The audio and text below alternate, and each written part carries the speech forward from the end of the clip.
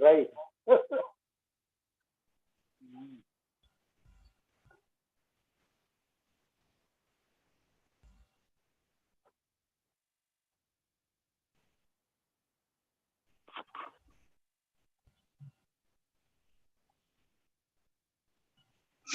Warm welcome to everybody. My name is Vasudev and I am the Director for Events and Programs at the Bengaluru Chapter. So, a quick update. We are going to conduct 2 sessions every month, first and third Mondays. The first Monday is going to be focused on one of our members providing some kind of a learning. It could be a book sharing, it could be talking about a program they attended, some learning that they have done, whatever that may be. So one of the event is by the member to the members. And another event, which is the third Monday of every month, we would like to call experts. Like today we have Krishna Ramamurthy. So we want this to be the learning event for our members and our supporters, so that we get to also learn as a group. So the learning events, we are trying to get ICF to support us with CCs. So that's the plan, and we have for this quarter quite a few lined up.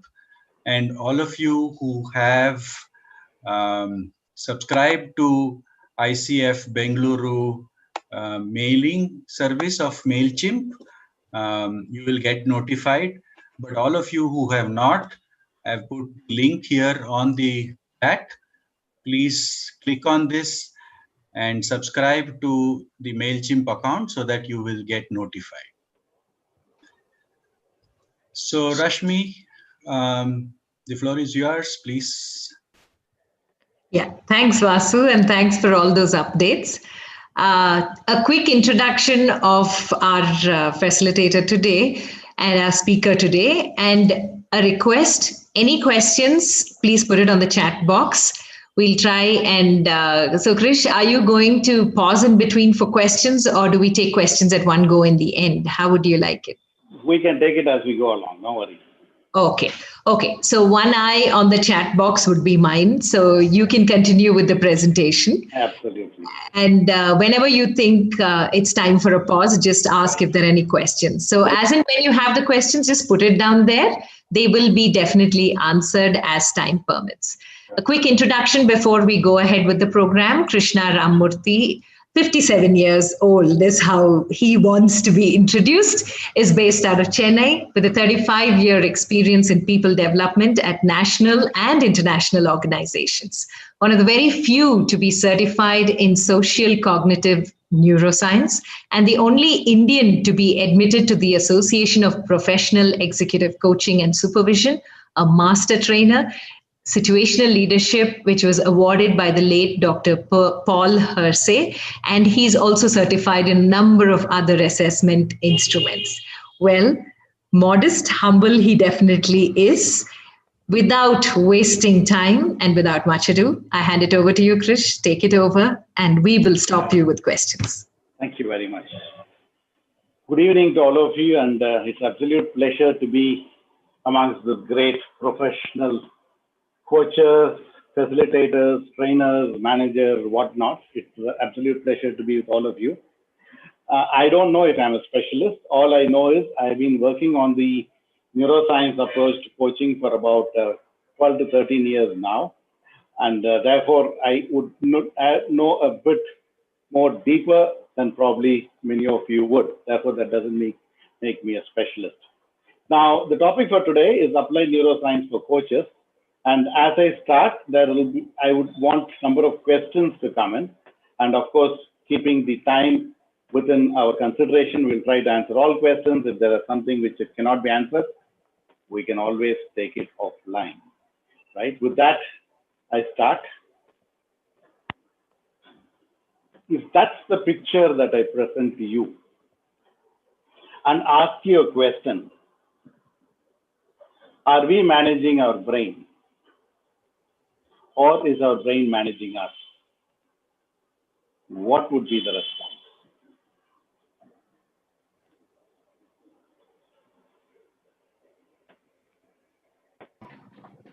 So if I consider me and my brain separately, which obviously is the case, then I am managing my brain. Excellent. Thank you, sir. I would say sometimes I do have the notion of managing it. In the other times, it manages me. Okay. Interesting. Yeah. I think my brain manages me, and brain is what I had built over many years. So it's a bit of me managing myself. Very nice. Good perspective.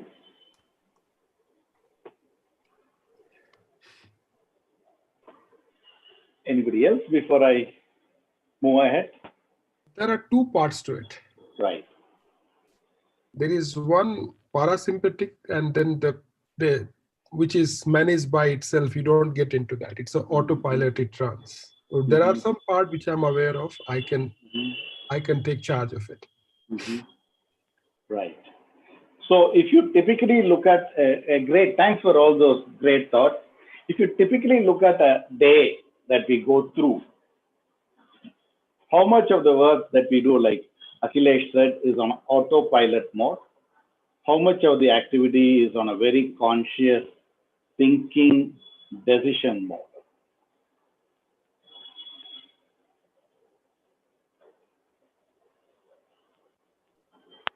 %90 is on autopilot. I think 10% is thinking mode, I thought. Yeah. But one perspective. 95%. Yeah. Right. Right. And therefore, would we say brain is managing us, or we are managing the brain?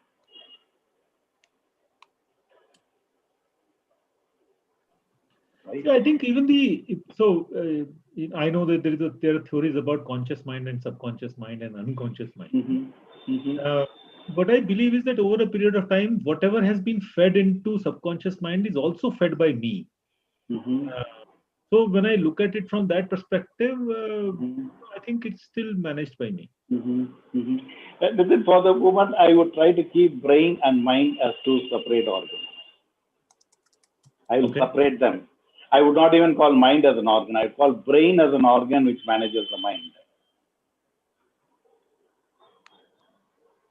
Or mind as a process which manages brain, the organ. And very simply put, brain is what the mind does. The brain, in that case, brain is just a tool. Absolutely. Which is being used. That's all that it is. That's all it is. Beautiful. That's all it can do. Typically, if you want to put it in very simplistic terms, take brain as the hardware and the mind as the software. Right? So that hardware is running based on the mind, which majorly, like some of you said, without getting into the world of conscious and unconscious, I'm not anyway knowledgeable in that area at all. If you look at many of the activities run non-conscious, whether we fed it into the brain at a point of time, how we fed it, we will discuss as we go along. But majorly, we run our typical day non-conscious. We don't need to think. And if we have to start thinking for many of our day-to-day activities, probably it will be chaotic. So what comes as an advantage of the system is also a disadvantage when it comes to coaching, because a system which you are not used to thinking, now in coaching, you're throwing questions around and asking the client to think.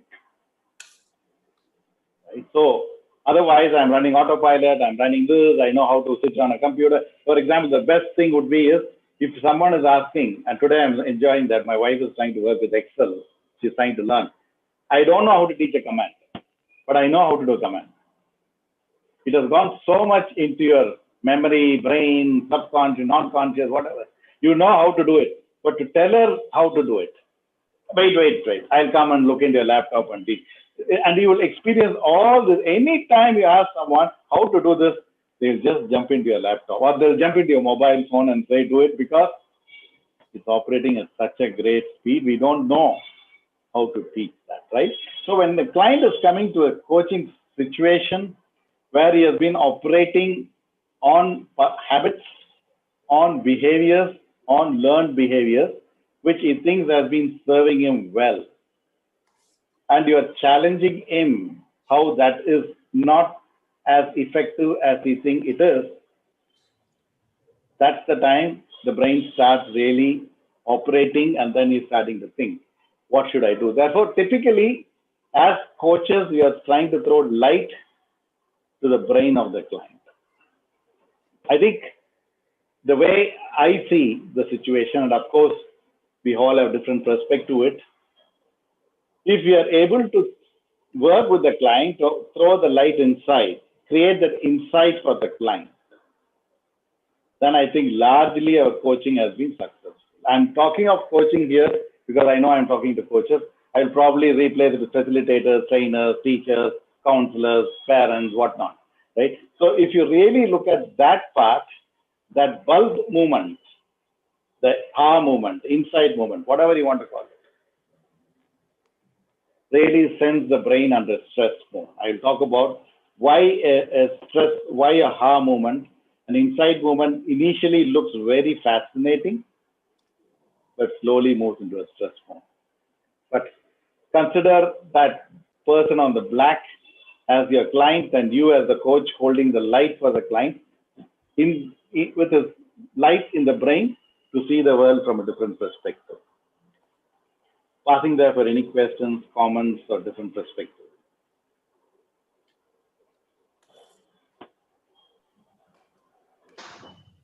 Nothing as on now, Krish. You can go ahead. The answers for the questions you asked are still filling the chat box. Oh, right. So you can go ahead.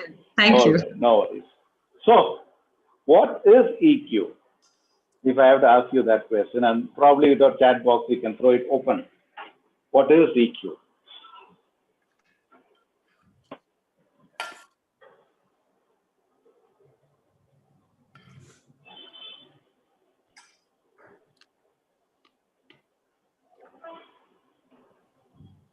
I think the obvious answer is emotional quotient, right? Sure. I don't know what else you're trying to ask. No, I'm simply asking what is EQ. I'm not trying to ask anything here, please. Listen, I'm not adding anything. I'm not adding anything else. I'm just asking what is EQ as we know. That's all. So as simple as that. If all of you believe it's emotional quotient, yeah, sorry, go ahead, sir. Yeah, EQ could be our ability to manage our emotions and manage our relationships. Yeah, emotional quotient doesn't, right? So, good. I want to introduce you to a different EQ, which is called encephalization quotient. Right? And what do we mean by encephalization quotient? As you can see in the picture, the body size does not matter. The brain size does not matter. Smaller the body, smaller the brain. Bigger the body, bigger the brain. Right? But that size of the brain is to manage the biological functions of the body. That's got nothing to do with thinking. Encephalization quotient basically means the density of neural network to the size of the brain, which is where human scores highest, as you can see. 7.5 million dense neural pack network as against nearest dolphin, which has 5.3, chimpanzee at 2.5, gorilla at 1.8, and all the way down to rabbit at 0.4, right? This encephalization quotient is our ability to create neural network, and we have the ability to increase that quotient as much as we have the ability to increase the emotional quotient. And very interestingly, the more we work on improving the emotional quotient, you have actually you have worked on your encephalization quotient to implement an emotional quotient. What I mean by that is you have created more neural network to be emotionally resilient, to be calm, from anger to calm, from sad to happy. When you have done that, how you are able to see that is because you have created new neural network And therefore, you have created a more dense packed neuron, which is what encephalization quotient. And I believe very strongly that as coaches, we are in the act or in the profession of increasing this quotient. Passing for questions of clarification.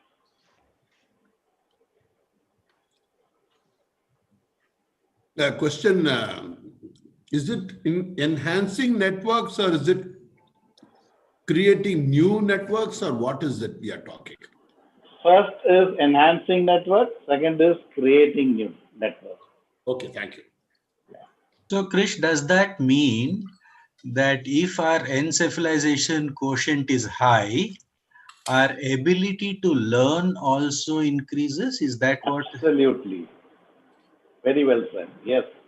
The more you learn, the more you increase encephalization quotient. The more you unlearn, relearn, learn, then again you are increasing the encephalization quotient. Human beings are the only one who can do that. Think of that. Yeah, go ahead, sir.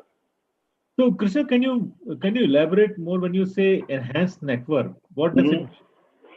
Enhanced network basically means, for a moment, if you consider all organs of your body, the only organ which is constantly changing day in and day out is your brain.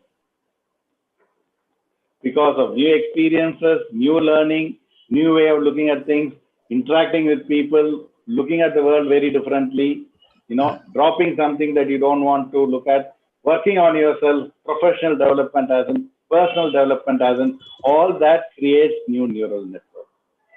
Right? So is it enhancing network means creating new networks, new network paths within the brain? Is yes. That what it is? Yes. The more you create of those paths. For example, if you are starting to learn to use your opposite hand from tomorrow for many of your activities, including brushing your teeth, washing your body, writing, then you are creating new set of networks. Right? Okay. That is when the brain stays alive. And if two things, among the mammals in the world, only human being can increase the encephalization quotient to a large extent because of thinking faculty. Right? So, Mr. Krishna, so learning music or learning to paint or art or one of these skills which you have never done in the past. Correct. Skills. These actually intensify your neuron networks big time, right? Yes, it does. Learning a language, for example. Yes. Exactly. Anything that is new. Okay. Good or bad. Doesn't matter. Good or bad. The brain learns. There are two questions here, Krish. One is, how does the aha moment lead to stress? And the other question, which is, Krishna, what happens neurologically when a person gets an aha moment? And neurologically, what is different when a person acts on that aha moment as opposed to the aha moment experienced at that point in time? Very nice question. For all the three questions, a aha moment leads to stress. Why? Because brain is the organ which likes to work with standard routine patterns we have created. Anything that is new, which is a aha moment, means you are initiating a totally different set of neural networks, which is not existing at the moment, and therefore it becomes a threat. I'll just move ahead and stop there. As an example, if there are new employees joining the organization, where the set of old employees have all been in the organization for many, many years, will the new employee feel very stressed or will they feel very excited to come and shake hands with the old employee?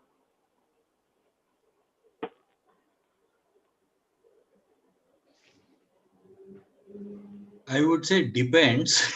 I know. I was hoping that defense will come here. Yeah, go ahead. If the culture of the organization is conducive, then people who join new will come and enthusiastically meet the old ones. Right. But I guess if the culture is not so conducive, they would like to, stay where they are. Let's assume the culture is also conducive. Would they immediately be able to socialize with the old employee as much as the old employees have been socializing, go along to canteen and start dealing with you as though they know everything about you? I guess they will wait, they will observe. Yeah. And if nothing happens? And if nothing happens, they will try, and there will be one maverick who will be an adventurer, who will go and do it, and then others will follow. Yeah. Or quietly exit, sit in a corner, do something. Yeah. So typically look at the example that I try to pose. Anything that comes new into the network is like getting new employees into the system. It finds it difficult to accept because the old network is very strong. You have taught the brain what to do. Anything that is new means the brain is talking back to you. Until yesterday, you did not do this. Why are you asking me to do this today? Has something gone wrong with you? Something has gone wrong with me. You never wanted me to do all this. It fights back. It fights back, pushes it back. No. And then you have to push it back saying, no, I'm doing this deliberately to learn. And then second day, third day. Typically, many of you, I'm sure, are doing yoga, meditation, exercise, high intense exercise. After a few days, your body starts accepting. The first few days, you're not able to, the body, you are not able to do it. It's not that you are not able to do it. It's the brain which is suffering. Oh my God, what's going on here? I are initiating a whole lot of new pathways, new connections, new things to be done. So that's what happens, and that's the stress. So learning at the early stage is stressful. And as we get better and better and better, the stress level drops down. So the initial insight that you get in the coaching is a great novelty, very nice, but in few seconds, the brain starts thinking, oh God, you're giving me so much of extra responsibility to do. So you better support me in doing that. So that's what happens when we go through that. We talk more about that as we go along, right? So encephalization quotient is basically the dense neural network with the brain size and body size that we have. So, if I understand correctly, encephalization, so myelination has no impact on encephalization because encephalization is about creating new and not repeating, right? So, myelination has nothing to do with encephalization. Is that correct understanding? Myelination is very, very important for the speed at which neural network can connect. Then, if you really look at myelination as the power of the wire, what type of wire do you have? Let's assume that you have wire without an insulation, right? So myelination is simply the insulation to the neural network, and therefore stronger it is, the more ability of the neural network to pass on information fast. You require myelinated network, which is an act of biology, protein and what you eat that helps to myelinate the brain. But creating a new neural network is totally different. If you have myelinated, strong myelination, the passing of the learning could be even more faster. That's what I would say. Okay, thanks. Thanks, Krishna. Right? So that basically also to see that this dense network that we created happened over millions and millions of years.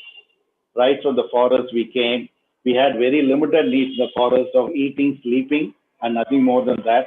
Attacking our predators and then being there and all happy, but the brain continued to evolve. And the only organ that has evolved is your brain. All other organs for millions of years, if you read all the biology that you read, most of the organs continue to remain the same. The kidney has remained the same. The heart has remained the same. The lung has remained the same. Right? The limbs have remained the same. Nothing. What has really changed over a period of time and continuing to change is your brain network. And therefore, we divide the brain into, very simply, an upper brain and a downstairs brain. I know you are all familiar with the twin brain, the three brain concept and all that stuff. At the moment, simply look at it as two parts, an upstairs brain and a downstairs brain. The upstairs brain is the most latest to develop. The downstairs brain is your old house. And on the upstairs brain is where you have constructed a new house or a new building on top of the old house. So the upstairs brain activity is essentially about thinking before acting, being able to make decisions, ability to control our emotions,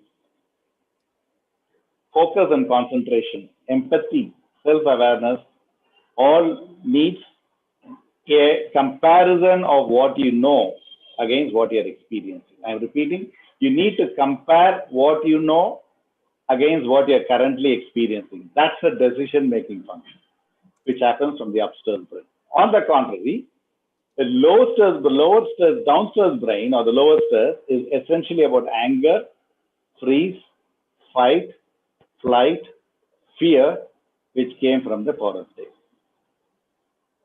And as we grew, and as we had to be forced into socializing, we formed teams, we lived in community, not because we liked it, because we wanted to protect ourselves from predators. And therefore, slowly we learned the art of reasoning, we learned the impulse control, logic, and as we teach and coach and help people to learn, we are using more of the upstairs brain. So I want to ask you a question, if I may here. Sure, please, go ahead. So I'm bringing Stephen Porges here. Mm-hmm. So what the modern neuroscientists are propagating, mm-hmm. that neuroscience is not limited to the brain, mm-hmm. but it extends down into the spinal cord as well. Mm-hmm. Right? So now if that was true, and there is a lot of research happening on that, right? And if that is true, mm-hmm. Stephen Porges, who is one of the leading neuroscientists, mm-hmm. is talking about the 3 stages, mm-hmm. which is the upper stage, mm-hmm. which is the social control, mm-hmm. the middle stage, which is the fight and flight, mm-hmm. and the bottom stage, which is the play dead. Mm-hmm. Now, if you look at that as a postulate, if mm-hmm. I would, I see that while there are similarities, there is contradiction to the model that you are talking about mm-hmm. in some way. Mm-hmm. Right? I just wanted to check what you are saying. Is this something that has been researched and this is how it is, or this is a postulate that you are kind of explaining using a metaphorical method? Right.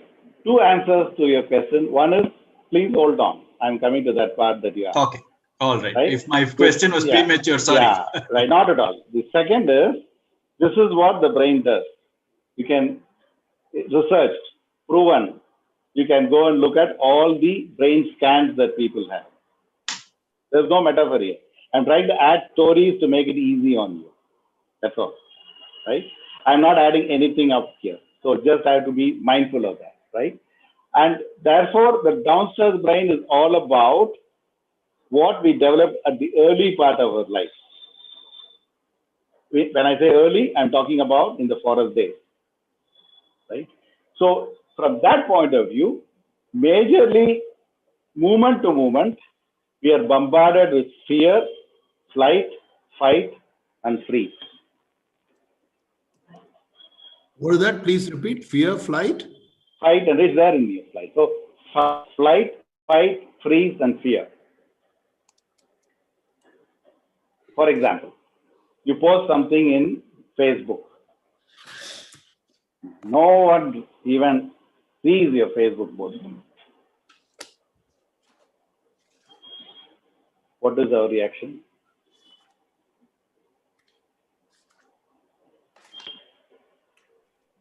We feel very upset or bad about it. Right? You send a WhatsApp message to someone and someone reads it in blue, you know, the blue tick, but there's no reply. You're wondering first whether we did something to that person, why they're not responding. Right?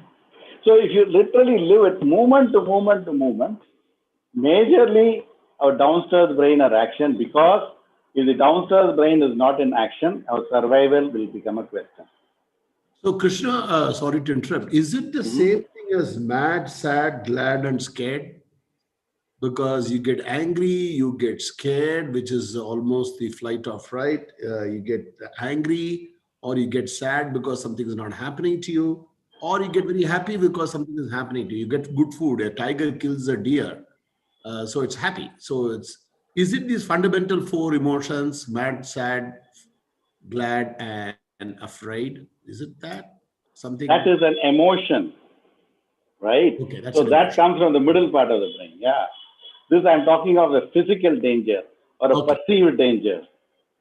Okay. Right? Yeah. For example, if you are going into the road these days, until last year we were happily getting into the road. Today, the first thing we have to look for is our, face, mask, and all that stuff. And if you are getting there, even nothing happens, there's unconscious fear from the data that is driven. So bottom up gives you lots of protective mechanisms, and the top brain helps you to actually grow. Right? So moment to moment, we are more sacrificing our survival to growth. And if we have to grow, it has to be a deliberate, conscious process that I need to take. I need to take a decision. Call it determination, call it goal-centric, whatever you may call it. It has to come from your upstairs brain, controlling your downstairs brain, saying that I'm learning something new. Don't send me a fear response here.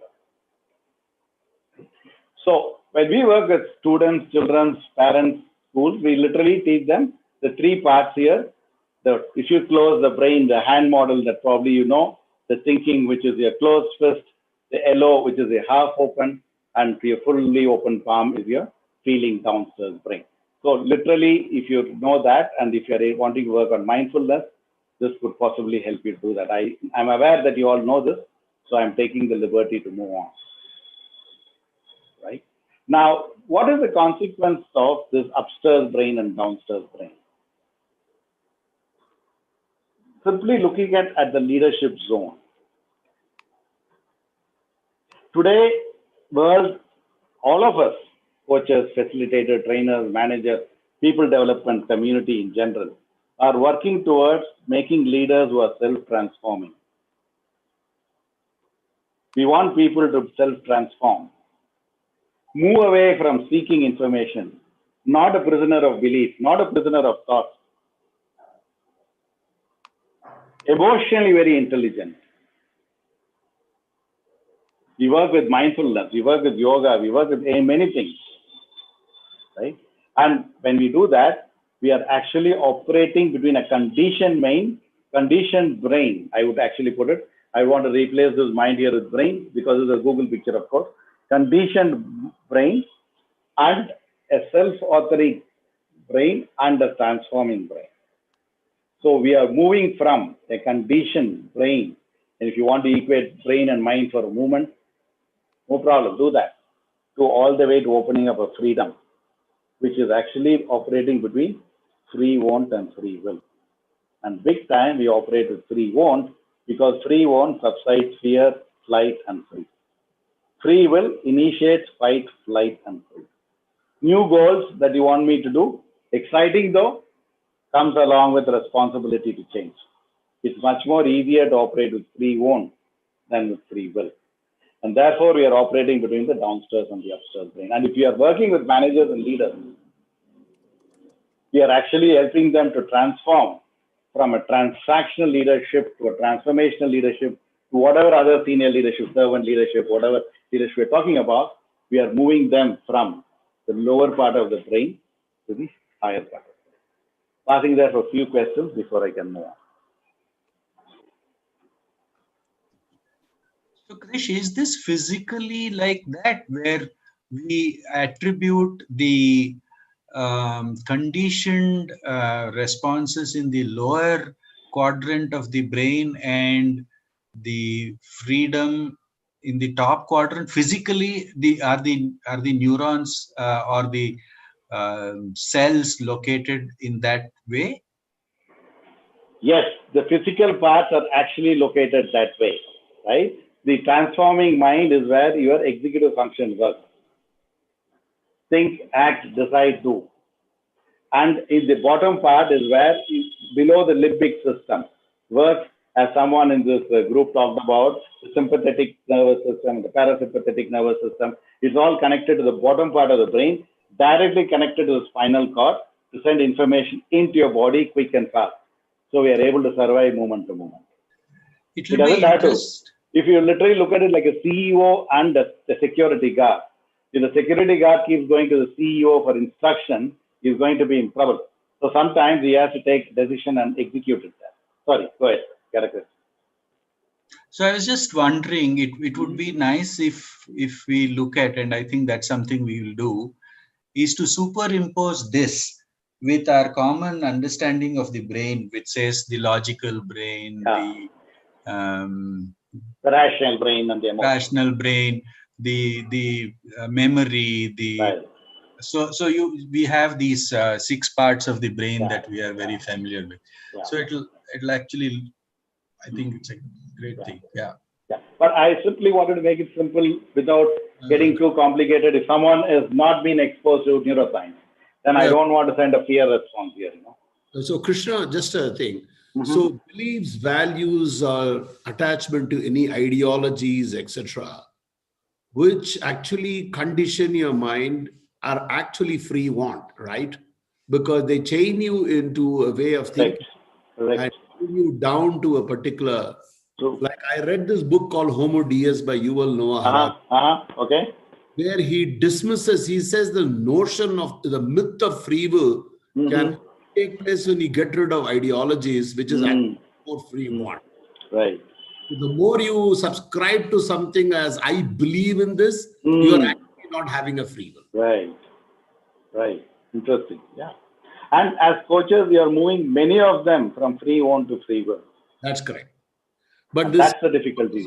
So free want, many times you don't even know this is your want. Correct. Exactly. That's a struggle. And when you open up the free want and say you can use your free will to get it over, you initiate a threat response. Oh my God. What are you telling me now? Right? Right. So you are, as coaches, have the possibility to operate with the switch on and off it in a client. We can do it ourselves, switch on and switch off. So when every time you want to switch on and switch off, your brain model here, the hand model, works very well, right? So remember, when you get angry, you know whether your arms are opening or closing, right? You know whether hand is opening up or closing. So you know, I want to literally don't want to get angry. You literally close your brain, signifying, close your hands, signifying to the brain that you are controlling yourself. So you have the ability to constantly be mindful to switch on or switch off mode. Switch off mode is your free want, unconscious, deliberate, day-to-day function. Switch on is a thinking function, conscious, very deliberate. I want to think and act. You can constantly move between off and on, off and on, off and on. You can constantly do that. But the more you are able to be on an on mode, that's what we are talking about. Mindfulness, meditation, being present, and whatever, law of attraction, whatever words you want to use, is about being on an on mode. And that on mode basically means working from the upstairs part of the brain and ensuring the downstairs part of the brain is used where most required. Passing for a minute to take any questions before I move on. Krish, I just want a clarification here on that hand thing. So you said when our hands are closed, we are going into the thinking part, right? Is that what you can signal to yourself? Not that way. See, if you look at your hand, the closed hand signifies the top part of the brain. Okay. The open hand at the bottom, the red open shows the bottom part of the brain, exposing fear, fight, flight, the red. Yellow is a caution zone, green is a thinking zone. Oh, okay, I got it. So you just, it's a reminder for yourself and an easier way to understand the top and bottom part of it. Oh, okay, got it. So what happens when you do meditation and all? I have not done meditation, but so much being talked about. Are you going to the on mode or off mode? You're going to the on mode, and there is a fight with the off mode. Because initially 1 minute meditation is so difficult because the off mode wants to dominate the downstairs brain. The security is telling the CEO, stop, You are changing instruction now. Did you tell me you are going to do meditation today? Why are you doing meditation today? So it starts pushing back. Then you literally, after a few days, call it practice loosely. Send an instruction down. Okay, I am going to do so. Slowly, the brain starts learning that you are trying to be meditating, quiet, silence, whatever the word you use. So slowly you are getting to the on mode.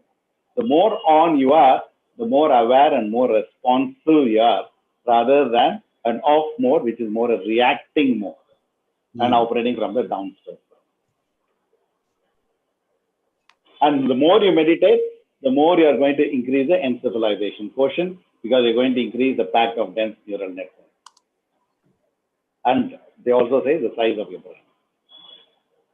Krishna, just to add a point there. Sure. That in meditation, there are mudras. Okay. And those mudras are nothing but taking you to on and off mode in the various stages. All right. I don't do meditation myself. So what do you say? Should be, yeah, great. Thanks, Akhilesh, for that. Great. So we don't have a problem with fight mode. We understand that very well. We don't have a problem with flight mode. We understand that also very well. But we have challenge with the freeze mode. What is freeze mode?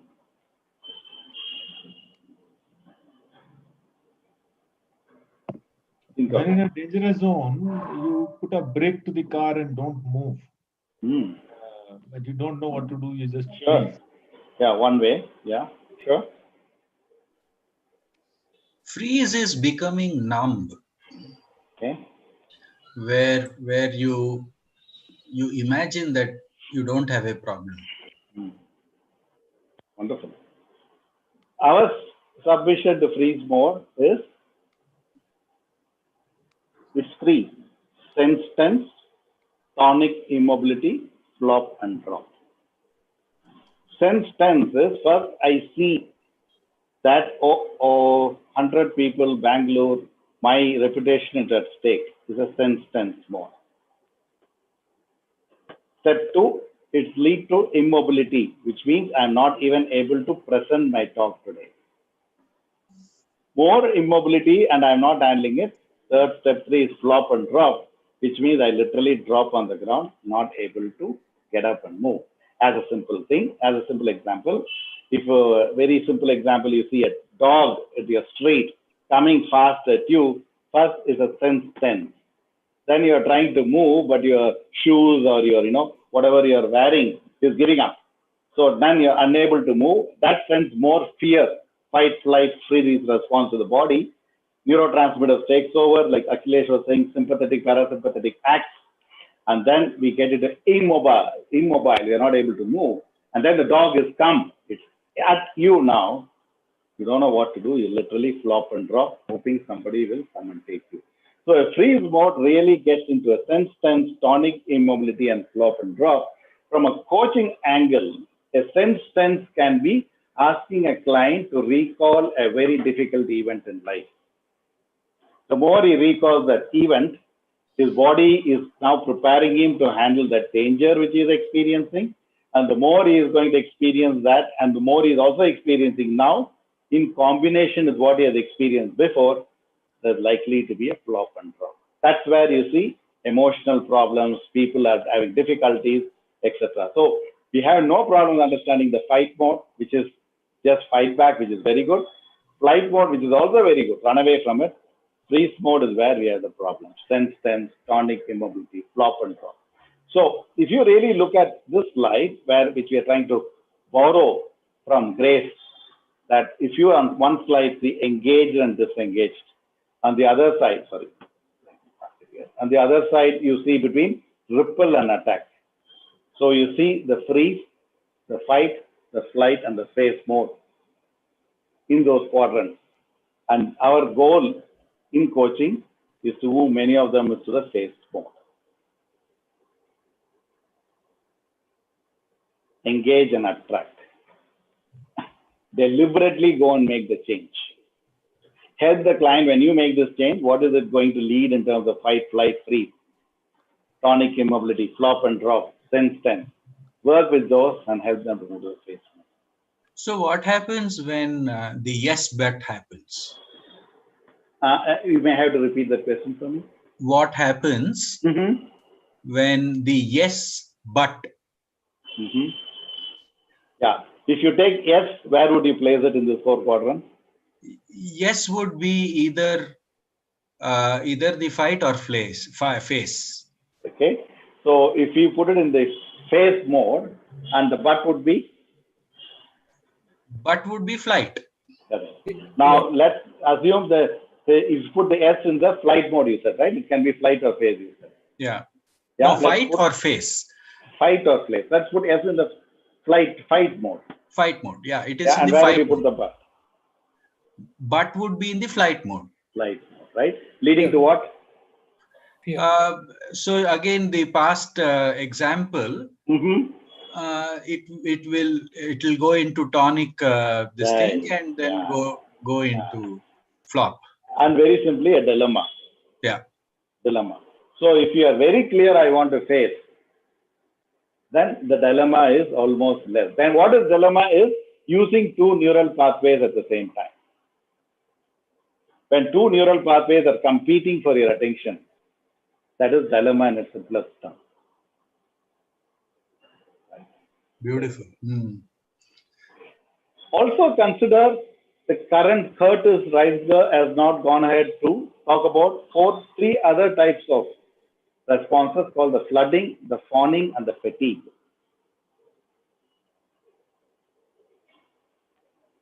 Being flooded with sudden emotions, very normal in a coaching situation.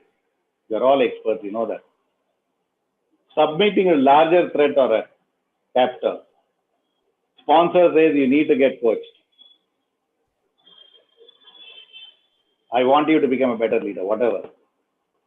Fatigue means you don't know before you flop and drop, you actually get into a fatigue mode, give up mode. Why? Because the brain energy is drying. The brain energy is burning away because every time we think, every time we use an upstairs activity, it needs glucose and oxygen in excess. Downstairs brain needs less of glucose and oxygen. Therefore, we are rewarded biologically to work on the downward brain because you don't feel exhausted. You don't need to learn how to use your laptop.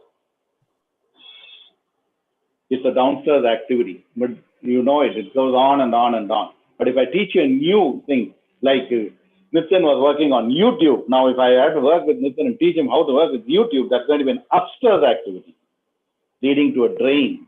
Thinking function leads to a drain. So flooding, fawning, and fatigue are the 3 new F's that we have started working with as well. Right? And this is where we come. So we are currently working on multiple brain integration technique. While we know brain is not the only organ that dictates our life, we know there's a heart, we know there's a gut, we know they need to be integrated. And we are working very strongly with embraining multiple brain integration techniques. Currently, we have Nisha Thomas from Bangalore, who is our associate, working with us to help us all get certified and get more deeper in terms of understanding how not just the brain, how the brain, heart, and the gut are working together. But first is we understand brain, then we are able to understand and appreciate the heart and the gut. So that's the goal that we are doing. And I am personally working on understanding how the vagus nerves are impacting the brain, heart, gut integration. That's the journey by itself. It's taking quite an amount of time. I've been on the journey for 3 years now, and it is quite fascinating to see how the vagus nerve is actually influencing the bigger part of the brain, heart, and gut. But first, I need to understand how the brain, heart, and gut work together before I can integrate the vagus nerve to it. And we know that vagus nerve is extremely critical and important for us to understand how the overall acts. But first, if we are even able to handle the brain, which itself seems to be a huge job by itself before we can get to. So we are doing it bit by bit, slowly, as our colleagues are getting more and more knowledgeable and better. We are integrating into first the embraining and then to the vagus. So that's the answer to someone who brought up the question on vagus. Now, I hope I answered your question, or is there something that I need to? I didn't pick up the name there, so if someone can say if that answered your question, or I'm still. I am Vasu, Krishna. I brought that question. Okay, right. Did I answer your question? Was not answered, but it tells me that you are at it. Yeah, it is because at the moment when you first work with coaching, you all come through that line. You know, when you immediately talk about asking questions, that itself takes so much of time. You have to move from telling to asking. So if I put vagus nerve on top of it, brain on top of it, heart on top of it, people are going to find it very, very fatigued. So we're taking it step by step to get there. Right? So what do we do as an organization? We do a number of things. Krishna, that begs me to a question. Yeah. With all your analysis and research, how do you define what authenticity? What does being authentic mean now? Is it the upstairs brain, downstairs brain, what we tell the brain, what we train the brain? What is being authentic? Someone who doesn't understand anything about neuroscience lived happily for 80, 70. Tell me about it, please.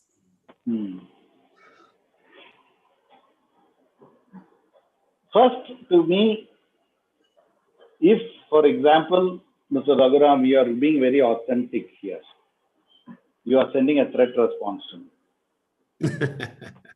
Yeah, my body reacts.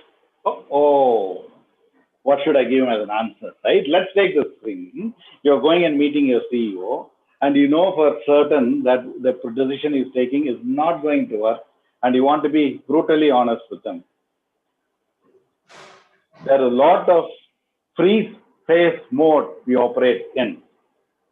Then normally your banks decide that, we all know that, and you look at how much is your housing loan or your children's loan or marriage loan, this loan, that loan. Then you decide to operate, so you become less authentic. Now, the authentic basically means moment to moment, deciding whether what I want to do, my values, and what I am currently doing are in sync. Correct. Which basically means constantly operating the upstairs brain with the middle and the lower stairs brain all the time. Right? And that is where your heart, brain, and gut comes. And that is why I'm slowing down on the embraining and the vagus nerve and all that story slowly. Because first, questions like that needs to be answered before I can say vagus nerve, this will happen, that will happen. Oh, no. Yeah, I know. Very interesting. But practically, how do I use it? Correct. Right? So every time you operate between my values and what I should do practically, between the value system and practically what I should do here is authenticity. And that's a stressful mode. That's how I see it, sir, to the extent that I know. Thank you. Not at all.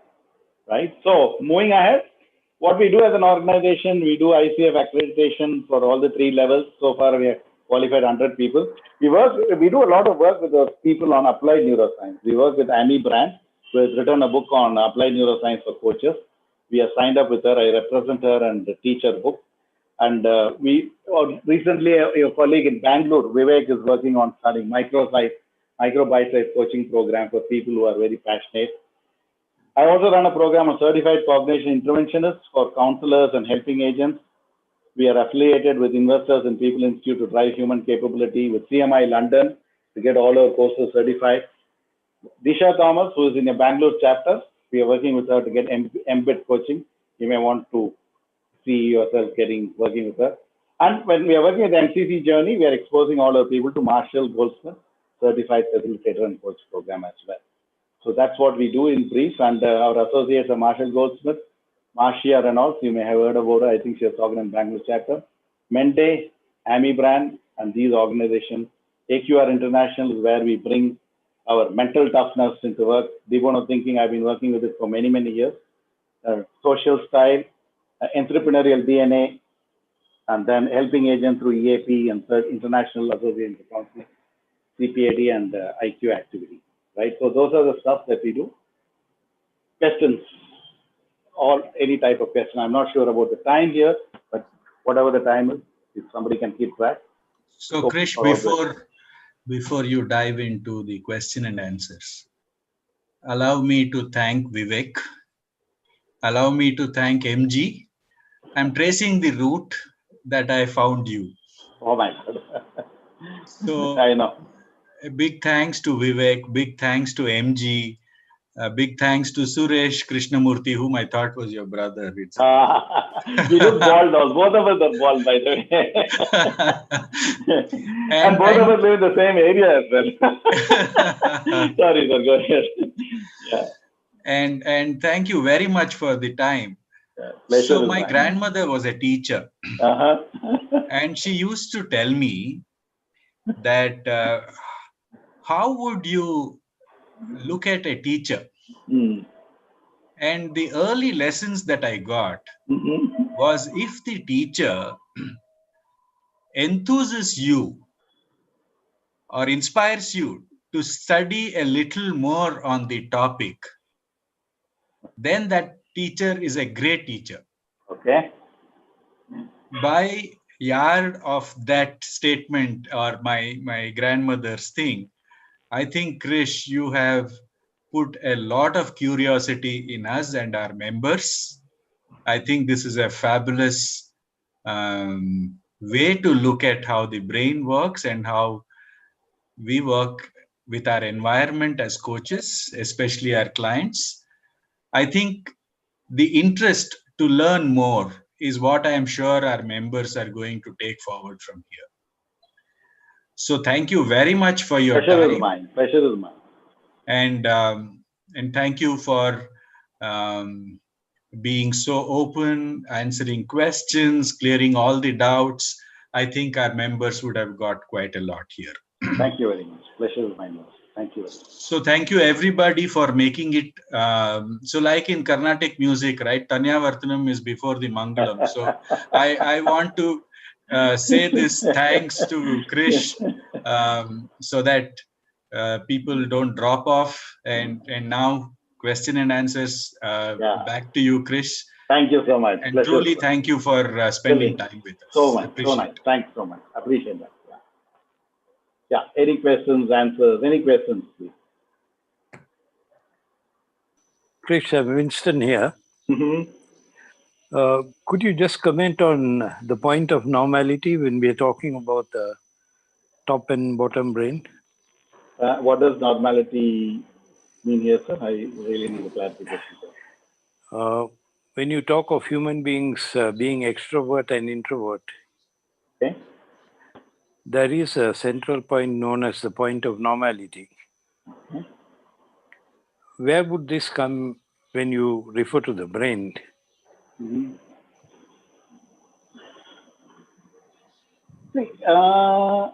Normality as in, if you really see, if I have to answer your question, if I have to look at using the word resilience, resilience is your ability to constantly switch on and switch off at your using your free will. So normality would basically for me here mean is which system you're operating more from, downstairs or upstairs, right? And how much can you as a coach teach the client to switch on and switch off? I'm not sure if I answered your question at all, because I'm not very convinced myself. Not quite. Yeah. Can we take that offline? Because I really need to think about this normality and then give you a more. Thank you. Thank you very much. Talk to your answer. Yeah. Thank you. Thank you.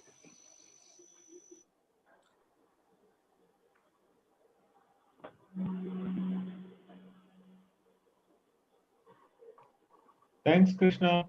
Yeah, thank you very much. Thanks to all of you for have a wonderful evening and wonderful week ahead.